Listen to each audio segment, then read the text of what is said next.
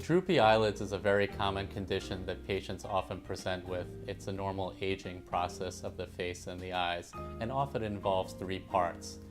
Number one, I always look at the patient's brows. The position of the eyebrows is important to determine how best to fix a droopy eyelid. The second thing that I always look at is the fold of skin that lies above the eyelids.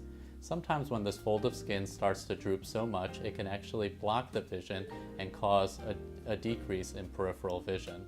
And then the third thing we always look at is the position of the edge of the lid where the eyelashes comes out.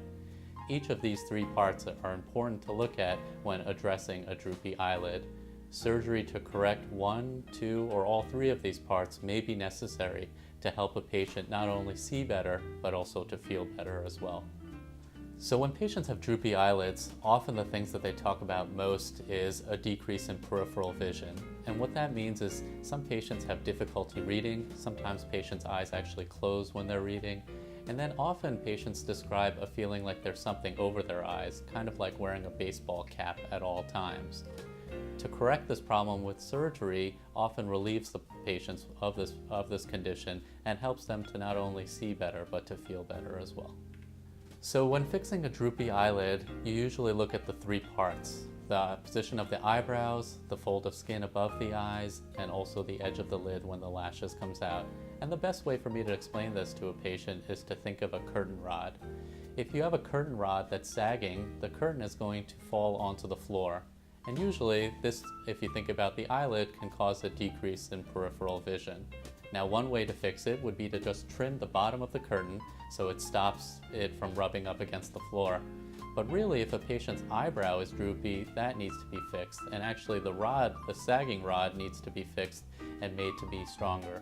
So when you think about these three parts, often it requires addressing all three of them or even one or two of them to help make sure the problem is fixed. So when patients come with droopy eyelids, we do certain exams in the office to be able to tell us exactly how much this is affecting their vision. By taking photographs and making sure that we check that the eye is healthy, we're able to tell how much the droopy eyelids are affecting the patient's vision. I encourage you to come into the office if you feel like your droopy eyelids are affecting your vision. We'll be able to tell you how best to proceed and if your insurance would cover this condition. Anytime a patient has surgery on the eyelids, there are certain goals that we have to look forward to. And the things that we want is that a patient comes out of the surgery with a natural, rested look. All of us can think of a certain celebrity that had surgery, either plastic surgery or surgery around their eyelids, and they just didn't look right afterwards. My goal is that my patients are able to recover from the surgery, and people usually can't tell that they had surgery. The responses that you want to get are, did you get a new haircut? Did you join a gym? Did you go on vacation recently?